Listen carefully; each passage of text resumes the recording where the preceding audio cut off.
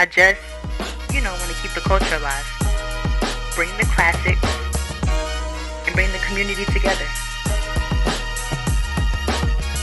What's going on, everyone? Welcome to Nostalgia on the Mic, the home of classic hip-hop and soulful R&B vibes. I'm your host, T, and this is episode 5, From Pages to Playlists, Hip-Hop's Media Evolution.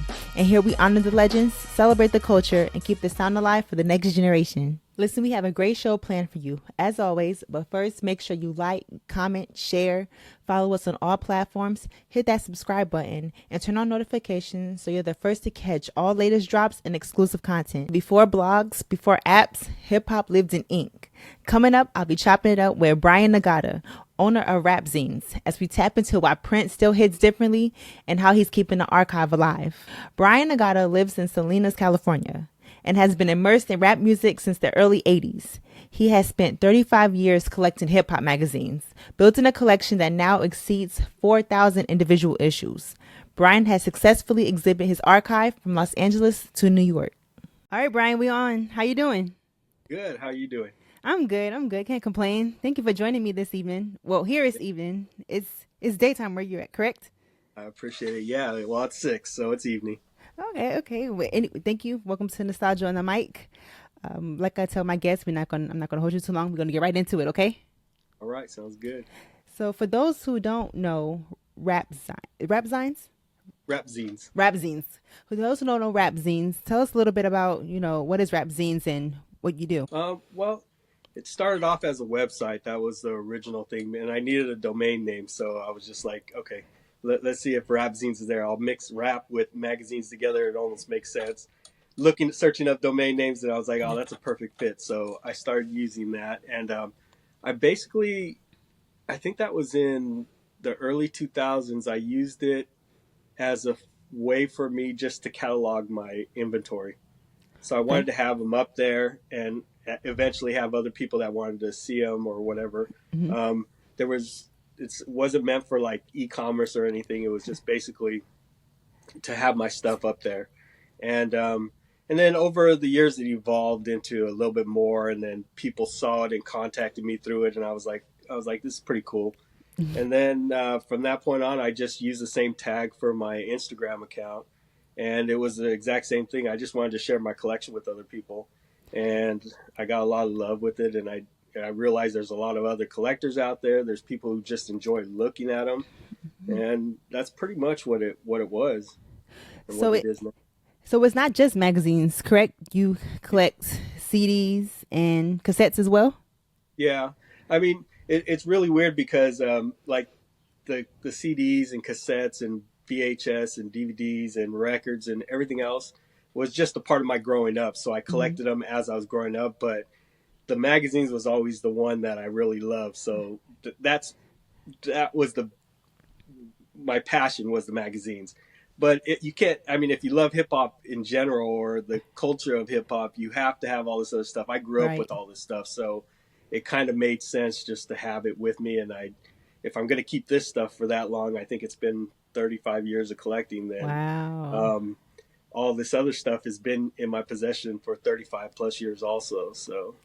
And that was going to be my next question. What sparked your passion for collecting? I think a lot of it was growing up. I lived in Japan for about 4 years when I was really young, and my dad is Japanese and my mom's Mexican. Okay. And so when we moved to Japan, I remember at that age, around 4 years old, collecting like. Well, they weren't called Power Rangers in Japan, but it was like Power Ranger toys, and like my brother collected like football cards and stuff like that. So we always were into like stuff like that, like a normal kid. Mm-hmm. But when we had to leave Japan, we left everything behind, and so it kind of like was like something where we always wanted that stuff back. So when we came back to the States, to California, my brother collected comic books his whole life, and he's older than me, so I kind of learned that collecting skill and like passion for it from him because I watched him collect football cards and comic books and all this other stuff. And he used to get the comics, and he'd go to the comic store and like buy 2 copies of the same one. One he would put in a plastic sleeve, and then he'd read the other one. One was a reading copy, and one was to put away. And so I kind of, as a young kid, you kind of see this, and you look up to your older brother and you see what he's doing, and you're just like, oh, that's kind of cool. But I didn't want to collect comics, that much. So I think the biggest thing was it was like everything just so happened to coincide with each other. I fell in love with hip hop. That was the main focus. It wasn't like I fell in love with hip hop magazines. It was like hip hop itself was like a big thing. And I remember the first cassette tape I got was a Public Enemy cassette tape. Yo Bum Rush the Show. And once I heard it, and it was one of those albums, because not all the cassette tapes had like the lyrics inside. And obviously we didn't have Genius or any of those websites to go and look at the lyrics, but they actually had them folded into the cassette tape. So listening to it and understanding it and hearing the power in Chuck D's voice and everything, that was it right there. As soon as I heard that, I was like, what is going on here? What is this? And it really sparked something in me to listen to a lot more. And then that's where the tapes came in, the CDs came in later on. But at the same time, I just I also had like stuff like The Source and Word Up magazine and Focus magazine, whatever was out at the time, and I always enjoyed them. So I think that was kind of like the beginning of how it started. I myself collect, vinyls and obviously magazines, and I also thrift pieces from the 80s and the 90s. And when my family members see me these pieces, they will often say, man, back in the day I had so and so. Man, I wish I would have kept X, Y, and Z. Do people tell you that when they see your collection? All the time, like all the time. I mean, the biggest story I always hear is that they threw them out, or a fire, or a flood, or the ex-wife, or you name it. I hear it all the time, and I'm like, but you also have to think it's a different time, because when you look in the 80s and even early 90s, before the internet really took off, a magazine was just like a newspaper. You're supposed to read it, the current events, what's going on in them, and then you recycle them. You put them in the recycling bin, and then you wait for the next week or month or whatever an issue comes out. So a lot of that stuff wasn't kept. And it goes the same thing with how you're saying about like the clothing. I mean, once it fades, I mean, I'm in a different generation. So when I see like younger generation, like wearing like a faded concert tee, I'm like, bro, that thing's faded. But that's the style now. And that's the thing. But when we had it, when we first owned it, it was, as soon as the white lettering is cracking or something's happening, you get rid of it. And so now you see why it's stuff that people want, because we all gave those shirts away. We all got rid of that stuff. And same thing can happen with like everything else. The magazines especially were not meant to be kept for this long. So how many magazines do you have, or an estimate? Last time I counted, I had to count them for something I was doing, and I think it was at about 4,200, so 4,200 issues. And that's just like single copies, not including like duplicates. If you count the duplicates, I probably have another 2,000 duplicates. Oh, wow. Yeah, so it's a little bit of both, but the only reason I even have duplicates is because if I buy a collection or something like that, you're not going to get just the pieces that you're missing. Right. You get usually if I buy a collection, only 25% to 10% or 15% of it I need. And so you end up with a large amount of duplicates. So, yeah. So what are some of the most, I guess, rarest or valuable issues in your archive? You know what? I think it gets to the point where, I mean, I could pick through this archive and find a bunch of $100, $200 magazines, but there's also ones that are like one of ones, stuff that are you will not find again unless you go to the source to find it. But I think a lot of that stuff doesn't even have a price tag on it. It's just rare. I know I have some.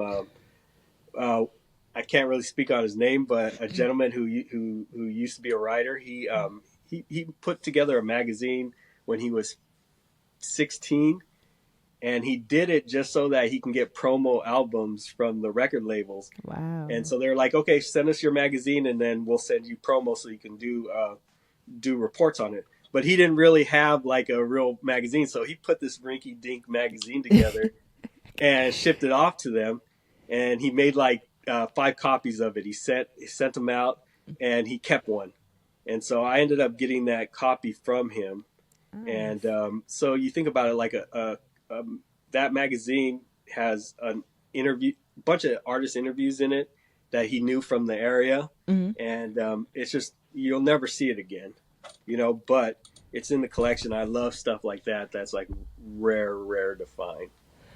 Do you have any covers or features that you consider most iconic or culturally significant? I know you talked about the magazine that you Yeah, just. there's so many. I did pick one out that I always think about when it comes to stuff like that, and it's this one right here. This Vibe magazine right here with Big on the cover. Big. Mm-hmm. This is the East versus West cover as they deemed it on the cover right here. And Man. so, but I think it makes like a really good point about like the power of the pen and about what you say in the culture and what you're talking about, because a lot of people ran with that, and they weren't the only ones. Vibe, but a lot of people were calling this an East versus West Coast battle that was happening, and it took off to where it didn't start that way, but it branched off into that because people who read the narrative were like, okay, it's on. You're talking bad about the West. We're going to talk bad about you if you're talking here. So then it turns into something bigger. So it kind of tells you like how important something like that is, before the internet, to be able to see that and really like understand. You don't have 100 people talking about it. You don't have 1,000 people online talking about it. It's a Vibe magazine where, that was one of the big magazines at the time if you wanted to hear about hip hop news and stuff. So besides that and The Source and a couple of smaller ones, it was like you read what's in there and you're like, oh yeah, there's something going on over there, like for real. So I think a lot of stuff like that is really important because it was a more popular magazine, and even to this day, people defend it, and some people say it was a bad idea to do it. So, it really, it even goes to like having accountability, because, there are a lot of people who, even now, who are online that are famous, and they don't worry about what they're spewing out into the public, even if it's detrimental to the culture, they'll just say it, and so it's, I think it's really important for stuff like that. And there's a lot of that in here. And not only that, but I think some of my favorite ones are the underground magazines. Like I have a Bay Area magazine called 4080, and they used to write about, like in the Bay Area at that point was like Too Short and the Loonies and Mac Dre and all these guys, but there were guys beneath them that were doing incredible stuff too. That's the only time they ever got interviewed in those things, So it's like really important to have stuff like that going on, And so, and the writing was great. There's so many great writers that went on to do incredible stuff even to this day. So, yeah, stuff like that I think is important. Oh, nice, Brian. You teach me something new because I was born in '97, so this is just hearing, what's going on with the platform. For sure. I'm like learning this, so this is I love it. So with your CDs and tapes, do you digitize any, or do you keep it physical form for a reason? The physical form, I don't digitize anything. Okay. I embrace like the new digital age, I've had to go through all these different eras of how things ran. One of the things about the CDs that's important to me, the reason why I keep them here, is because everything that I have on my wall, which probably contains about over 1,000 CDs, it's only stuff that I like. You're not going to find like an album in there or a CD that I don't listen to. I'm not collecting them just to collect them. It's more of, this is my favorite music that's on CD right here. So I also do use like Spotify and Apple Music and stuff, because that's how you kind of can keep up with the current times, because you're not going to see like a new artist come out on CD or anything like that. But it's important because there's so many reasons. One of the reasons is because you physically own it. That's number one. And I don't know if you remember, it might have been like 2 years ago when Snoop finally, he bought Death Row. And he took everything off of DSPs. So one of the most iconic albums, like The Chronic or Doggy Style, you couldn't find anymore on Spotify. So what do you do now? Like, you just lose that song, like that song, you don't own it. You're renting that song to hear for that day or whatever, but you don't really own it. And so it's very important, because that goes to the same thing with like VHS and DVDs and anything else, is that all these streaming networks and platforms, they show you it, but it doesn't mean that you actually own it, and they can take it away at any time. Right. I mean, a crazy example, like last month, there's an old Spanish movie called Like Water for Chocolate. And I think like Netflix made like a new series for it or something. And so I went back to go look for it. And, you know, if you type it in, it'll say, oh yeah, it's playing on Amazon, it's on Netflix, all this. Well, it wasn't on anything. The only one it was on was Amazon, and they're like, yeah, $9.99 to download it to your collection or something. It's not even yours. And so you think about it, you're like, okay, so every time I have to watch this, it's going to be $10, and I don't. At any time when they get it out of their whatever program they're using, whether it's not Spotify, Amazon, or Netflix, when they decide not to play it anymore, you're out of luck, you know. So that's the same thing with CDs. I think that's one of the important things about it, is that you'll lose it if you're not taking care of it, or the right people are in charge of it, or it's something that you really like, that you want, that's yours, that you physically own it, you know. I think that's really important. And the other thing about it, and this goes with a lot of stuff, not just CDs, but I think also like the CDs, I love to, first of all, they have a better sound. They're better quality sounding if you play them on a stereo, like a good stereo. And so whenever I really want to hear a song, and I really I want to hear the bass, the heavy bass in it, and everything in the treble, I make sure I play it on my home system. And it's not even close to listening to it on like your Bluetooth or anything like that. It's the sound is so rich to it, and it still hasn't, because obviously it goes from, you know, it changes its format when it gets onto digital format. So you lose a lot of that too. You don't get the inner liner notes where you see all this incredible stuff in there, like you know the covers of a lot of these. Like I know one of them, Warren G's famous album Regulate. It has Warren G on the cover of it, and he's standing on I think a light pole or something with the palm trees in the background. That's a beautiful, iconic photo, but inside there's more photos from that shoot in there, you know? There's also a section that I used to love to read, because you would have never known it, but there's like a shout out area that they would write in there.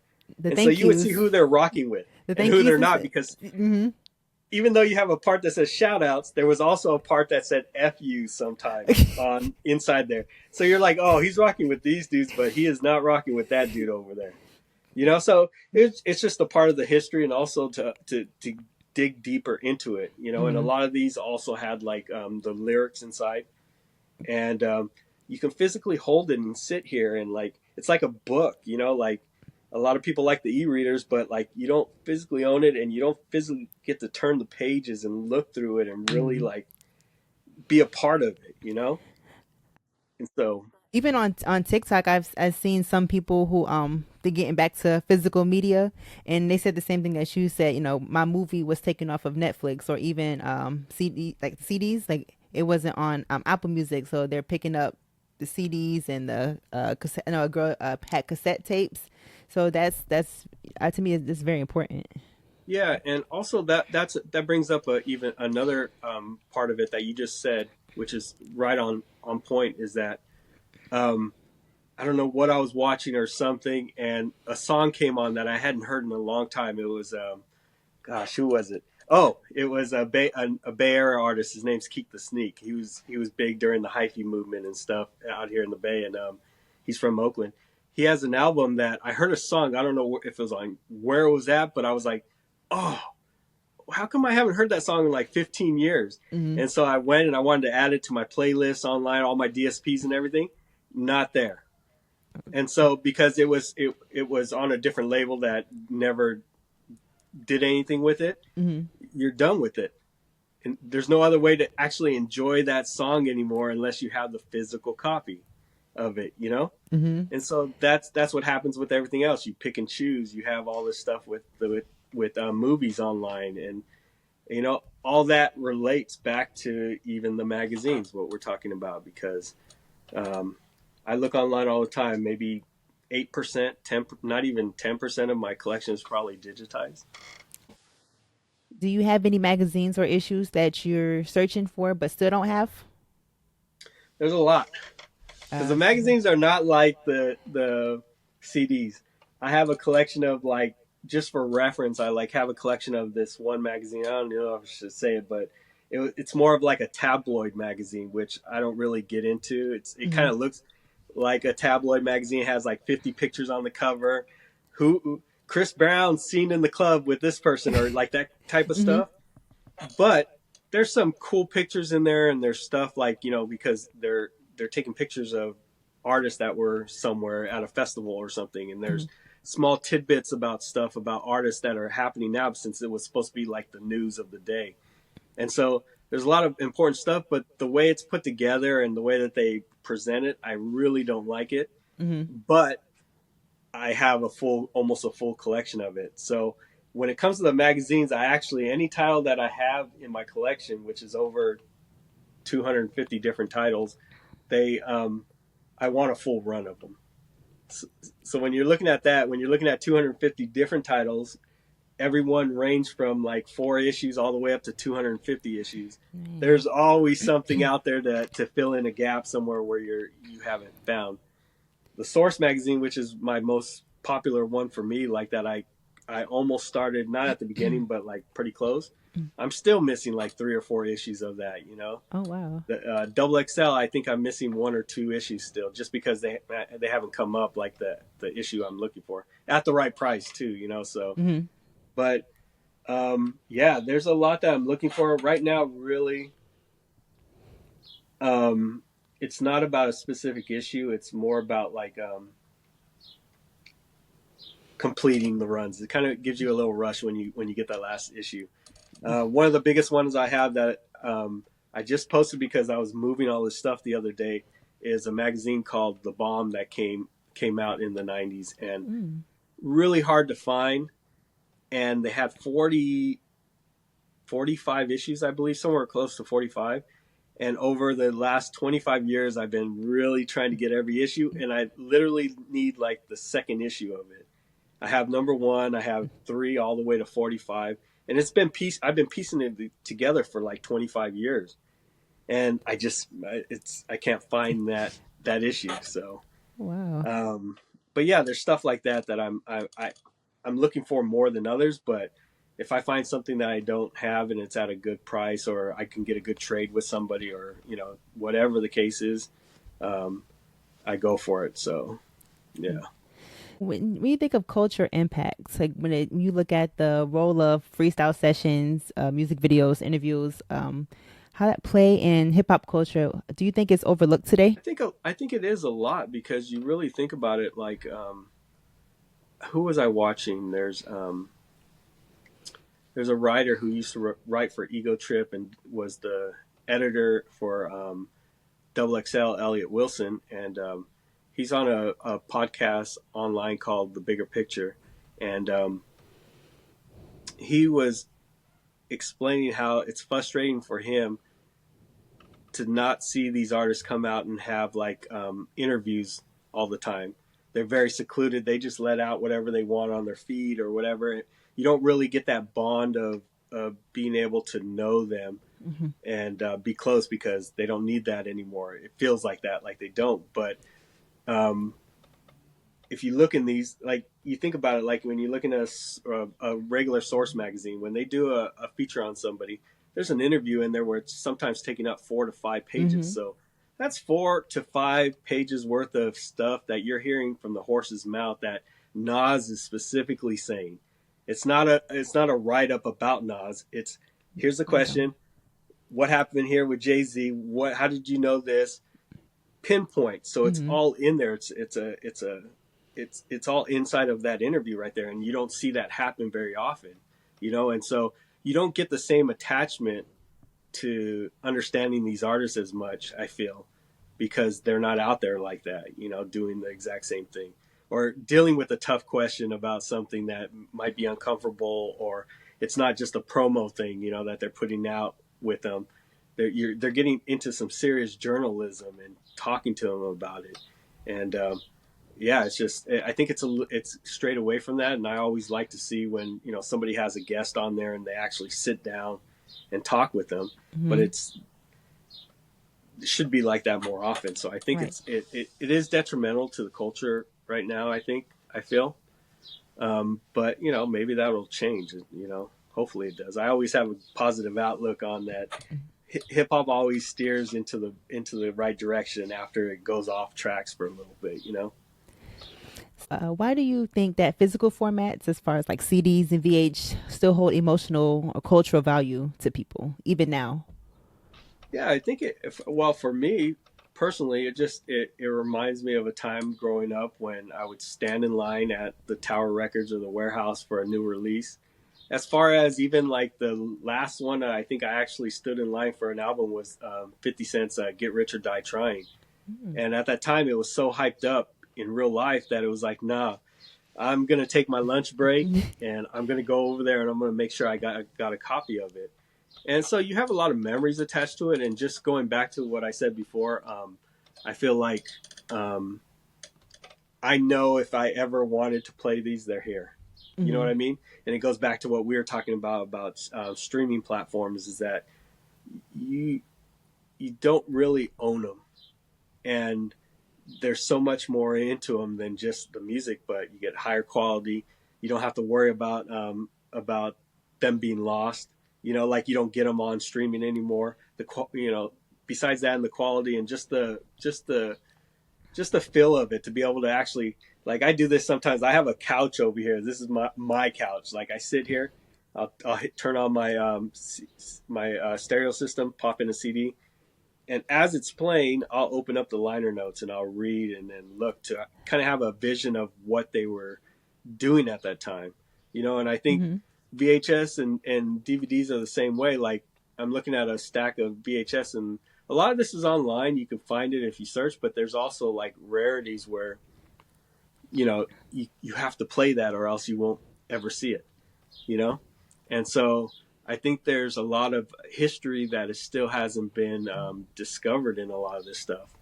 If somebody was to put it out there, then yeah, that would be nice, if it was digitized and everybody else can use the resource. But I think the videos, to see the visuals of it, or how they are when they're talking about it, or concert videos, to actually see how their live performances, more than just how you see the music video. There's so much to it. And I just think for me now, like, I have cassettes too. I was telling you, I have cassettes too. The quality is not as good as a CD. So it's not used for that. That's like I don't know if you ever heard of an 8-track, but that's even worse quality. That was like the first cassette tape. So they're kind of like bulky, and obviously they only hold like 8 tracks on them, and you'd have to like shove them in like and play it and then flip it over the tape. And it was just like, and the quality of it is really bad. I actually have some, and I went and bought an 8-track player and hooked it up to my system, and it's just, it's a horrible sounding device.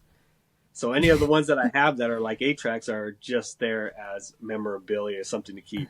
Okay. You're not going to get anything out of it unless that was the only time that they ever pressed it up. Like, it never came out on cassette, it never came out on CD, record, on digital.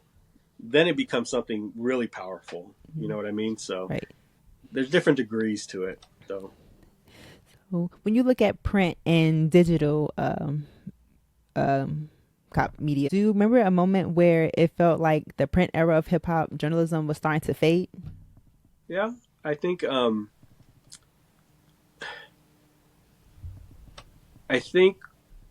during the late 90s, when we really became accustomed to using the internet and seeing stuff on there, and then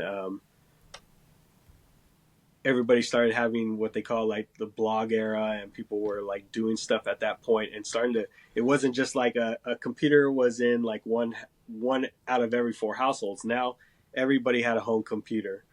And that was happening at the same time that I felt like everybody in the print was also trying to catch up and be a part of the digital age. And so as soon as that happened, that swing over there, they're kind of like, okay, we're done here. This is the new future over here, which they were correct about. But at that time, nobody really, people were still trying to put out a magazine because the magazines had like advertisements and everything else in them. So I think during that era, like everybody was like, okay, we don't need this anymore. We can start getting our news on a daily basis. We can go to these blogs and see what they're talking about today and see a song that's dropping today and download it onto their computer.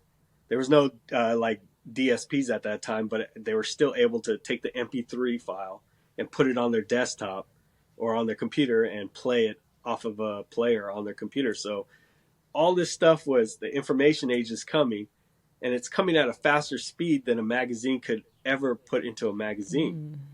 Because it takes weeks and weeks to put it together. So can you imagine if like just recently like Pusha T and the Clips, him and Malice decide, okay, this new Clips album, it's dropping tomorrow, and then they put it on their post. You're gonna find out. You're gonna be ready tomorrow. Now, if they go into a magazine and say, you know what, next month we're gonna be dropping this album, you have no clue of when this is. By the time it printed, it might already be out. Right. So you're like, damn, you guys are late to the show about this. Right. So it does make sense. And there's no, like, even to me, it's like, why would I want to wait this long when you can get it now instantly, which became this era. The part about it that I felt bad about is that the writing within that time was so much better in the magazines than just a little clip or just a very generic, like this is dropping. This guy's from, the clips are from Virginia or whatever they want to write there. That doesn't get in depth about what's happening or even politics or anything else that's going on with it. Because that's what happened with a lot with the sources that they were politically driven too. They were talking about Black Power. They're talking about the culture and all this other stuff. So, and not just them, I don't want to single them out, but a lot of people were doing that because it coincides, Black culture and hip hop culture are coincide together like that when it comes to stuff that, that is important for like hip hop. And so you couldn't get it in a timely fashion anymore, but the writing was still good. So you see this major shift of that happening, and you kind of see people where they were just like, okay, again, this is not needed. For me, when I grew up, I needed these because that was my internet. That was the way that I was able to open it up and see a writer say, this album is garbage, or this album is a classic, or if you like this type of rhythm or this type of music, you're going to love this album. Reviews like that, or introducing a new artist in there. That was the only way I was able to get this information. And that's actually the reason why it actually grew to what it is, because I kept wanting to hear more about different areas. I didn't just want to hear about the mainstream New York artists and the West Coast artists. I wanted to hear about down south. I wanted to know about artists that didn't get the shine, but were still lyrically incredible artists that they just weren't marketed the same way. And so I think that was about the time that you see this shift. And it also was very important too, because you see it with all this other media, is like when you get to that point where you realize there's something better, you drop everything behind until you find out you made a mistake, and then you circle back around. It goes back to what we were saying about the concert tees and like the old gear and stuff like that. It served its purpose. You found new clothes. You found like, this is out of style. Right. Now you're going this way. And then what's everybody doing? They're circling back this way. Everybody had records. And at one point in the 90s, everybody was like, CDs are the future. Dump all this stuff out here. You don't need it anymore. Dump it. And now it comes full circle again. People are starting to realize the same thing with CDs and DVDs. You dumped all this stuff because once you had Spotify, you have everything. Once you have Apple Music, you think you have everything you need.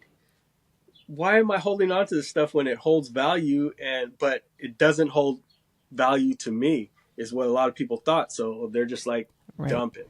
And so then you see that circle now where when we have this conversation about like stuff not being on stream, I've heard a lot of people complain. They're like, yeah, I just wanted to get this movie because, you know, I couldn't find it on streaming platforms over there. So it takes a little while for it to come back, just like anything else. Like when you think about like fashion, you know, we used to wear baggy pants, and then it went to skinny jeans, and now it goes to like it's starting to circle back where it's, you know, and it happens to everything. And I think the same thing is happening with magazines because I get a lot of people who are doing documentaries and stuff, and the one key thing that I always hear is I couldn't find it online. So if you can't find it online, then does that mean it's erased from history? Does that mean that that interview never existed? Does that mean that we'll never get to see it again? What are we talking about if the information you're trying to do a documentary about hip hop is no longer there, at your disposal right there? What are we going to do about that? What is the next step? Or what do you, well, if I guess I have to find the actual copy of it. So you see it comes full circle after everybody ran away from it because they're like, nah, this is the future, which it was the future. It's not like something that you can't like not change with the times, but also you have to understand that it doesn't mean that it's the all being, that the Google is the all being, you know? They could in 1 second say, you know what, we're closing our Google search now. We're not doing it anymore. Go to our AI and type in what you want there. We don't have images no more. You do this. Now you're really can't even see a cover of it. Of some of the most iconic covers. You can't see them anymore because they're no longer online. You know, so I think the physical form serves its purpose in the right way for the right people if needed. But it also, like in my eyes, it's history. It's part of history, you know? And it needs to be preserved. Do you think this shift made archiving easier or harder? For me, it made it easier. I can say that because at the time I was already collecting the stuff, and then to see everybody dumping it or just like, man, I got to get these 10 boxes out of my storage unit, or they're just taking up space, or I don't need this stuff anymore, or, you know, like, what's the purpose of them kind of attitude. I jumped on those opportunities because I was like, well, they serve a purpose to me and I enjoy them and I love collecting, and there's all kinds of cool stuff in here. So I think it helped my collecting out. I also think that the biggest thing for me is like, especially with the collection, is that being able to go online and start an Instagram account and actually like talk to people who also collect, you know, or who enjoy it just as much as I do is like really cool to see, you know, because before I have to keep saying pre-internet days because it's like two different timelines that you're talking about here, because that was the point of all this stuff that we're talking about, you know, displacing this physical media and not being able to get more information. All this stuff is being split right in that mid 90s to the early 2000s, where everybody's starting to think differently about how things are.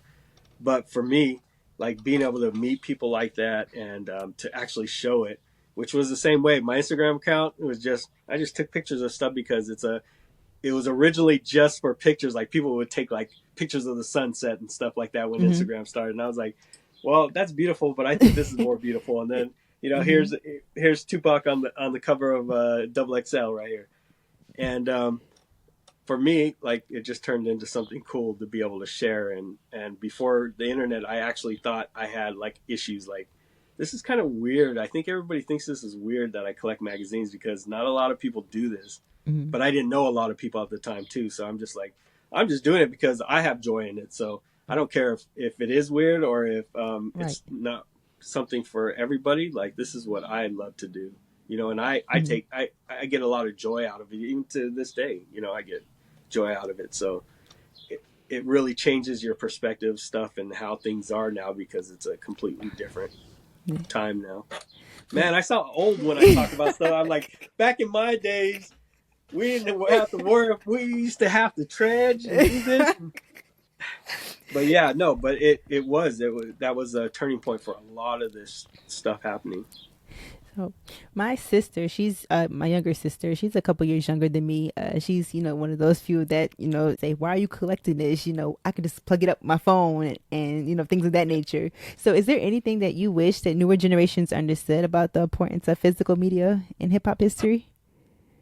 Yeah, I think we get lost again on that part of it that we're talking about physical media. Mm-hmm. It's like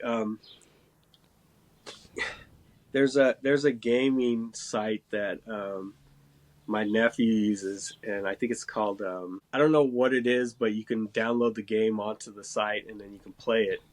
And he had that account, and then he lost it, and then I'm thinking about it. He spent hundreds and hundreds of dollars on it, Oh, wow. and he doesn't have it now. If he had, it also came out on PC and it came out on I think Xbox or something, or PlayStation, whatever it came out on. If he still owned that physical, he could play it whenever he wants at any time, no restrictions, no nothing out of it. And that goes back to everything else, like, yeah, you might be able to see a cover of, like, like right here, I was looking at it right now, like the first issue of Ego Trip with Nas on it. Yeah, you can see maybe a cover of it online or something like that, but don't you want to read the articles about everything that's going on, where what he's talking about? Like, you're not going to be able to see that because we're all already at that point where Right. these aren't out there everywhere. They've been thrown away.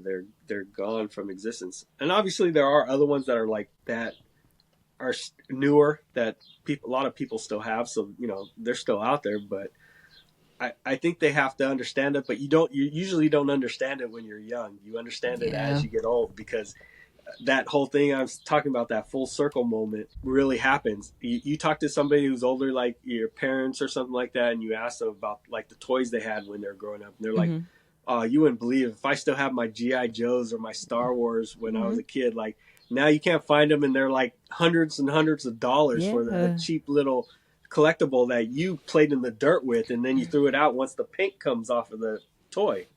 And so it's always that it's like a 25-30 year circle when you start seeing things happen like that. I mean, records were still in rotation into the 80s, like really hard, into the 90s, and then they tailed off when they were just like, records are useless.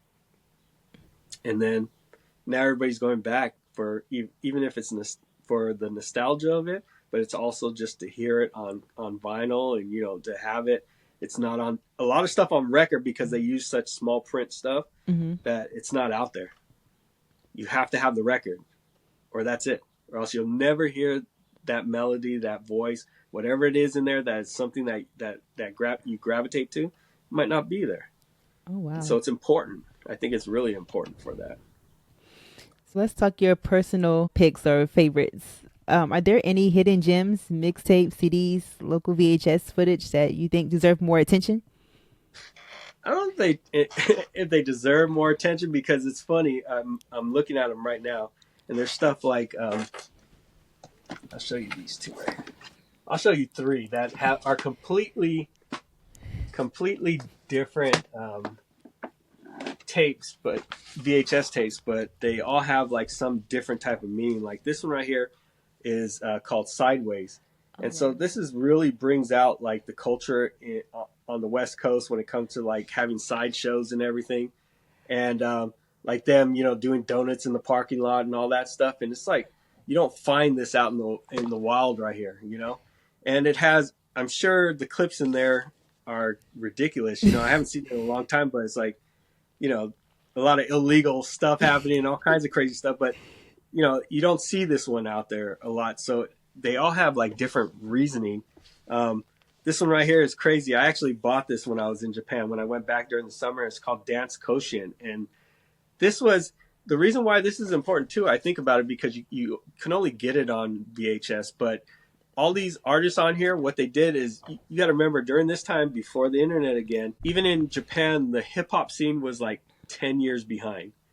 So whatever date this was, 92, they're still doing like dance moves from the 80s, like Kid and Play, and like really like real hardcore like b-boy style stuff, because they hadn't caught up. But it shows you a cool time in the 90s of how Japan was breakdancing and dancing to you know, like EPMD and all these artists and stuff. Wow. So it's that one's a cool one. And then this one,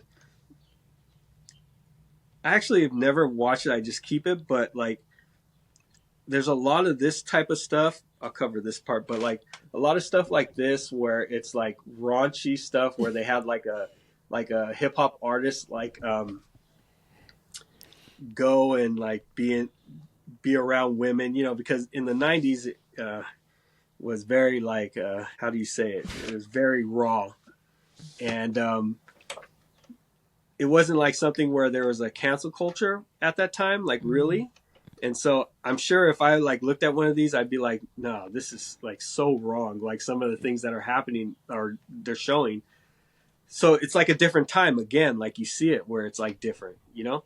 And it's just, it shows you like different stuff and styles and things that are happening. And then there's great stuff like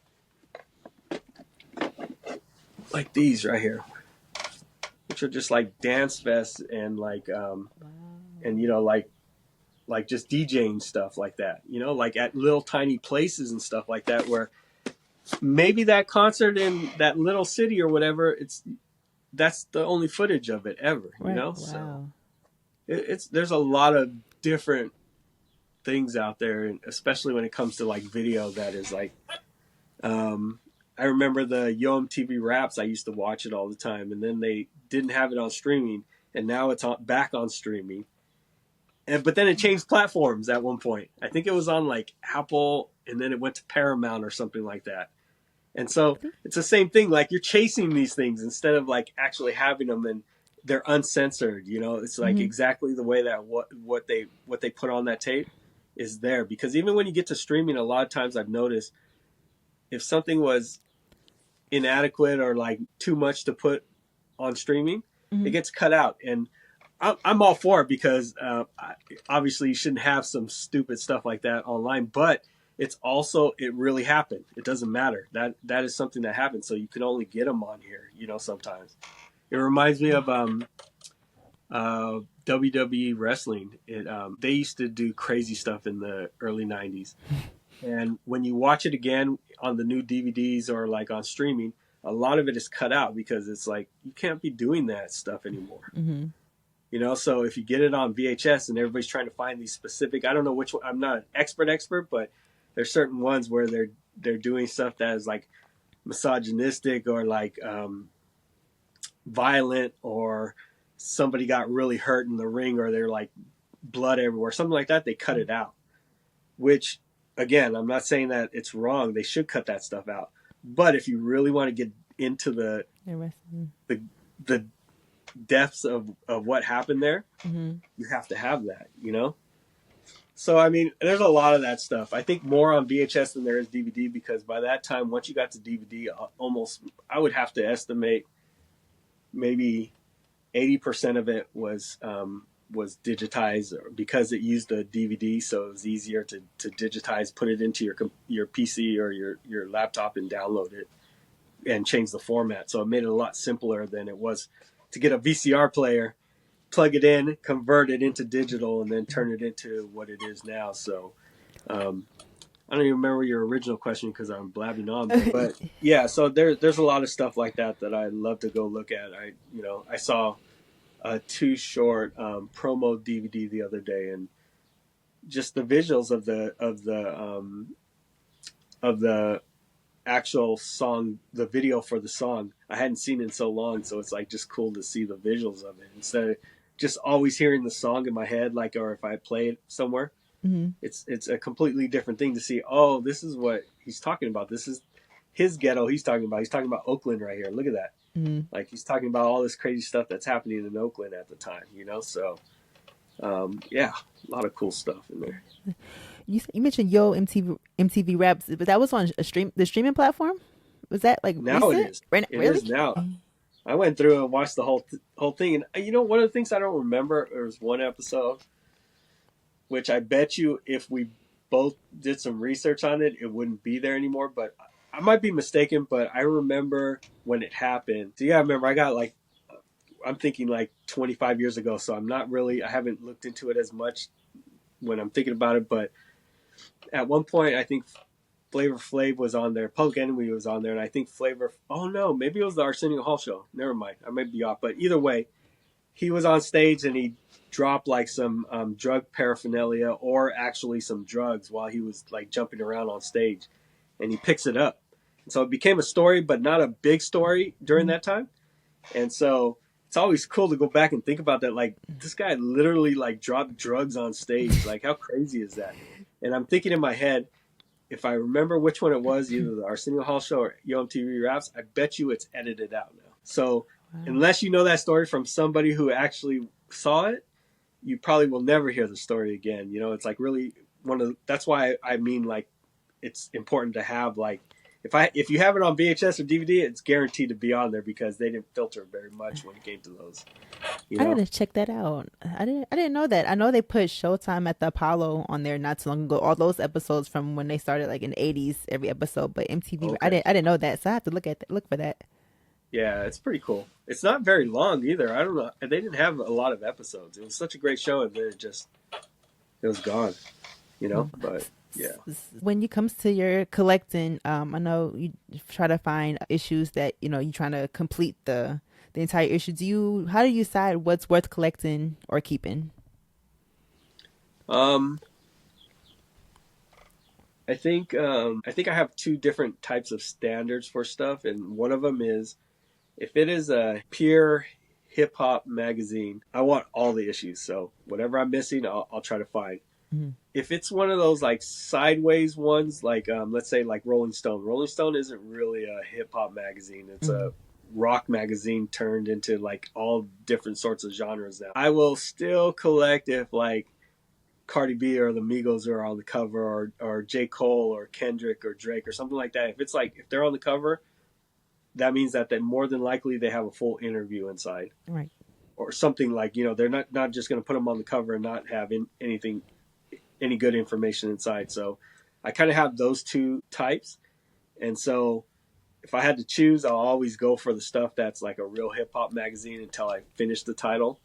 And then those become secondary if I can get them, since they're not like packed from front to back in the magazine filled with like rap music and stuff like that. They might have a 5-page spread on like a country singer and like Ariana Grande or something like that. Like, to me, there's nothing wrong with that, but it doesn't interest me. So right. I don't collect them in like a full run of something like Rolling Stones, where it would be more like if it was like Vibe magazine, I would collect like the entire set of it. Or there's one called Murder Dog or The Source, or there's so many different ones, but Rap Sheets, Rap Pages, Beat Down magazine, like all these ones that were just dedicated to hip hop. That's the focus of the collection, and then the rest are like sprinkled on the outer edges of it. What drives you to continue building and maintaining the archive? I think the biggest thing is that I still enjoy collecting, and I still like it's just perfect timing because I just got a magazine in the mail that I've been looking for like 20 years.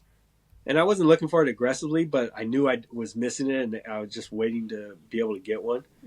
And I got it today. I opened up the package, and for me, it was like, like I could still feel the joy and the excitement of like, oh yes, like I've been waiting for this magazine, and I finally have it. So I'm able to like look through it and actually read that magazine, And so like stuff like that, I still enjoy it, and I still enjoy going through it, and I love sharing it with people. Like even what we're doing right now, like letting it out there to other people to be able to at least see a piece of it or to know what it's about. So I think that's what drives me. But at the same time, yeah, I'm getting up there in age. So like a lot of it is, it does get tiring for me because it's a lot to keep in order, and it's expensive to keep everything in place and to, bag and board everything and curate it in the right spots, and takes up time. So, but it doesn't feel like I'm trudging about it. Like, oh man, I have to do this. I enjoy doing it. Right. So once that passion leaves me, then it becomes something different. Then there's no reason to hold on to it. I think it's more of I think it was like right before the pandemic, I started getting a lot of people telling me like, I was doing God's work, like as far as like keeping this preserved and everything. And for a little while, I didn't like it as much because I felt a pressure, like there was a pressure on my back to preserve this. When it originally started as it was no pressure, it was just for me to have. Yeah. And now I'm like, damn, like a lot of people think it's important too, but I have to make sure that I'm keeping it, and I do something with it. So for a little while there, I was kind of like, oh man, I don't know if this is like the route I want to take. You should never in anything you do in life feel bad about what you're doing, especially if it's something that you have a passion for. And so I questioned that for a little while. I spoke with, there's a gentleman, gosh, I'll send you a link to him. His name is James Hyman, and he lives in the UK. He has the Guinness Book of World Record for the most magazine. He collects pop culture, art. He doesn't do like just hip hop or anything like that. He collects like pop culture and everything around it, like fashion, architecture. He has like 200,000 magazines in a warehouse. 200,000. So I just said I have 4,000, over 4,000. He has Only imagine. 200,000. Wow. And so he struggles with a lot of it too, because it's gotten to the point where like certain things for me is hard to maintain at 4,000. Can you imagine having 200,000 magazines? Man. So he's a really cool dude, and we kind of have like the same perspective of what we've been talking, me and you have been talking about, but also like understanding that part about the burden of it and keeping it. And so, I think it's really important, and I keep doing it because I still have that joy. It's like anything else, like in sports, when it's like, when you're not happy to go out there onto the field or the basketball court or wherever you're going, and you don't have that love for the game anymore, you shouldn't be playing anymore. You should retire, because there's no point. It doesn't make any sense to. So I think that's what really pushes me. Like today, like I told you, when between these two things, I was able to find something I've been looking for 20 years, and I get to spread the word to like a younger generation, that possibly will uphold all this stuff too, so things like that help me keep going, because it's like, all right. And on top of that, I get to come in here and look at magazines and sort them out and collect them. So, So what are your long-term goals as far as the collection, exhibits, digital access? I know you said, you want to reach out to the younger generation as far as educating. Yeah, I think, well, there's a couple to all those points. Number one, as far as like at one point, maybe about 10 years ago, I really worried about it. Like, okay, what's going to happen to hip hop? Like this younger generation, I kind of felt like nobody's out there like really trying to push it anymore. Like as far as like the older stuff, because obviously, I mean, even for me, where I grew up, I kind of missed a part of like the origins of hip hop, the first like 5 years. And so I don't really get excited about it as much because I didn't live in that era. So even for me, it's like that stuff is hard to come by, and I don't really have like a deep passion to find something on there like Grandmaster Flash. I'd be more excited if I found like a Method Man cover, and that's just because that's your time frame about stuff. So I kind of feel the same way, that like it's always refreshing to whenever there's somebody that I feel is like really upholding the hip hop culture, and that they're really taking it serious and they love it, and they're younger. I'm always down to help all the time, because I'm like, that's what we need, because when I'm gone, I want it to live on. I want people to be excited about stuff. I want people to enjoy it, Right. And so that's always a cool thing as far as that part. What was the other question? That was about the it was what I'm going to do with it? Well, that's what it was. I started a project about 7 years ago where I was starting to digitize everything. And I had my cousin help me, and it's tedious to do. We were scanning magazines at like an average of like 45 minutes per magazine, and we got to about 60% of my collection, maybe even 70. And it's just it takes a lot, but it's been kind of hard, because for every like 5 magazines that we would scan, I'd bring in like another 10. So you're taking one step forward and 2 steps back. So it's like, excuse me. So it's really tough to do that, because it's like, it's never ending. It's never ending at this point. But what I really want to do is to have it digitized. Maybe even get a grant to have somebody else come in and digitize it. You know, because I think that for me. After I spoke with some people, that's the biggest concern for me is that, like, something can happen. We can have a fire here. This stuff could get stolen or whatever the case would be. If this isn't here, then we're all gonna miss all this stuff. So I think it's important that at least it gets digitized, and I'm working on it. But I think if that is done, I'll sleep better, because even if this stuff isn't here anymore and it's gone, at least it'll be digitized, and then people can use it Right. for research or whatever they need it for. And it's not like one of those like money grab ideas. It's more of like, if you have it, then you're able to dictate what you do with it and make sure that the people that are going to use it can use it, and put it out there for people. And that's what that's what I want to do, but it's just, to be honest with you, it takes a lot of resources, it takes a lot of time, and it takes a lot of money to do it.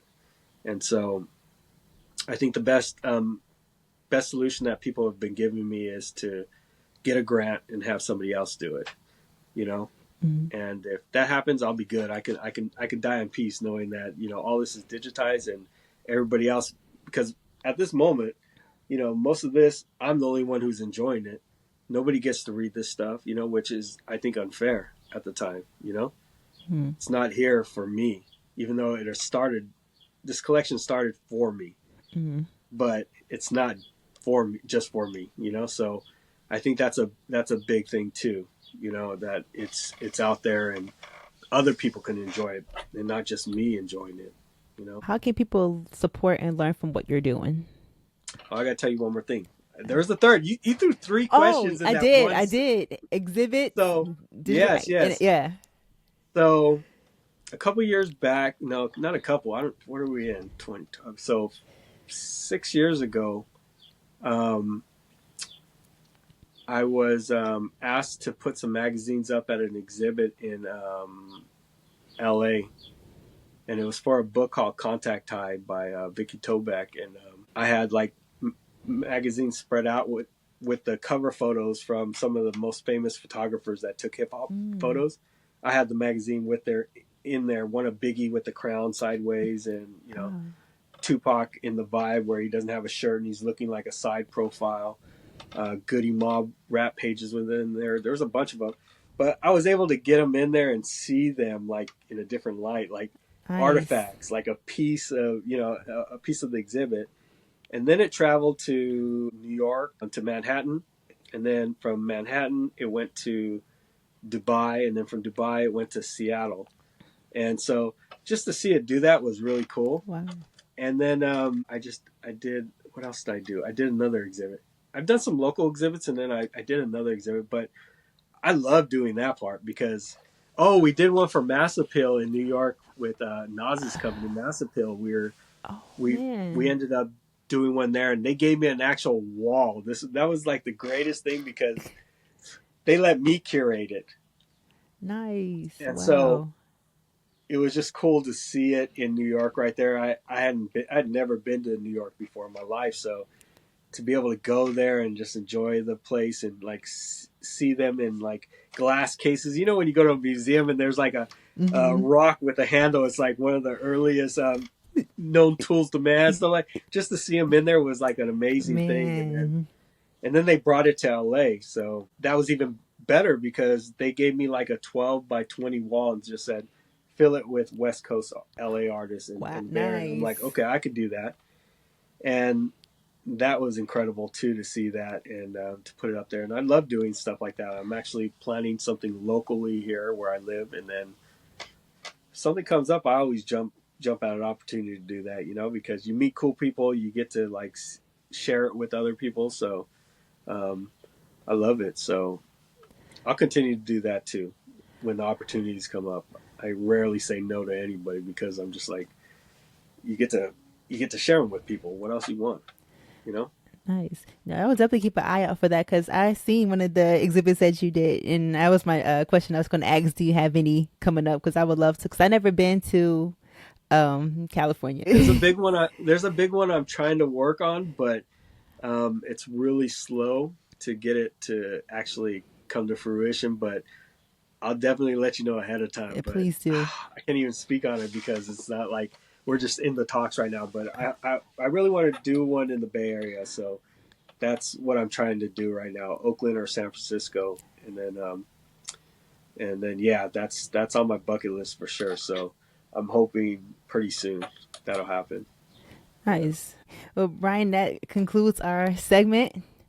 I want to thank you again for joining me. Also, let the people know where they can find you. Yeah, I'm on social media on Instagram at Rapzines.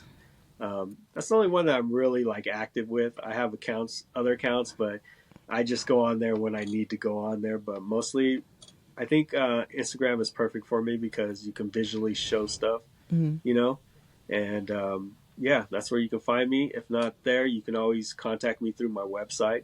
You know, that's another thing that I haven't done that I really want to work on is my website because I used to archive all my collection on there, and the website I was using before was old. You know, like the Matrix with the green letters, the black, like crappy like that. So I had to transfer everything over, and I was like, you know what? If I'm going to do this, I'm just going to do a brand new one, like wipe that whole thing off. So now afterwards, I'm just like, oh man, I shouldn't have done that because I forgot how much work I put into it, you know. And so little by little, I'm building it up. So I do have my website, my rapzines.com website.